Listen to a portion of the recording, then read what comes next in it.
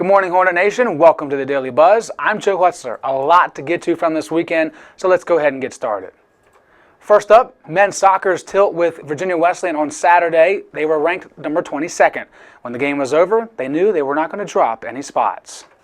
A beautiful night at Schellenberger Field, and the Hornet faithful got involved a little bit, whether they like to or not, on the sideline.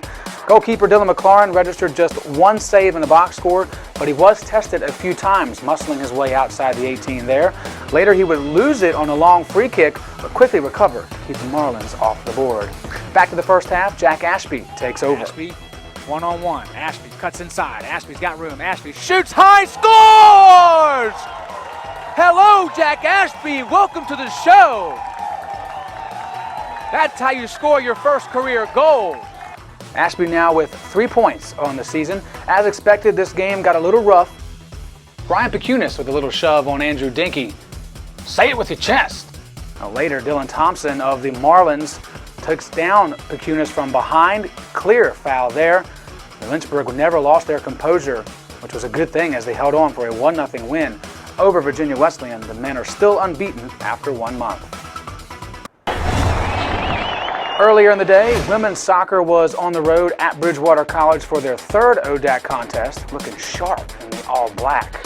In the first half, Emily Maxwell tries to get on the board and sails this one in, but an easy bouncer for the goalkeeper.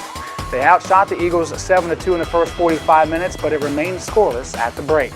Bridgewater started with the ball and got a great chance to break the tie early, but watch the right side of your screen. In comes Gabby Suarez flying in and deterring the ball from going in the net as it sails just wide left. Tess Frelick with a much-deserved high five for number 5. Late in the second half, Lynchburg pressuring. Sarah Hammock sends one in.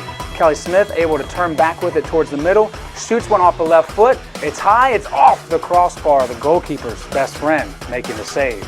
Under 2 minutes left in the second overtime period, last chance for the Hornets.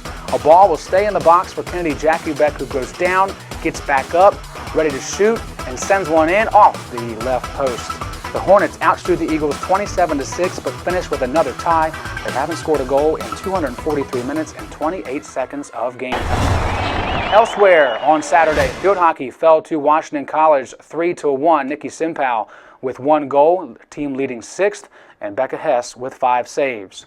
No time to dwell on the loss as the ladies were back in action on Sunday, this time against Wesley College. 13 minutes into the contest, and Caitlin Fuhrer grabs her second goal of the season and her second goal of her career at Lynchburg. It's the first goal off a corner this season for the Hornets. Much needed sigh of relief for them. Later in the first, Mallory Henderson is the beneficiary of a gorgeous pass from Nikki Simpao across the crease.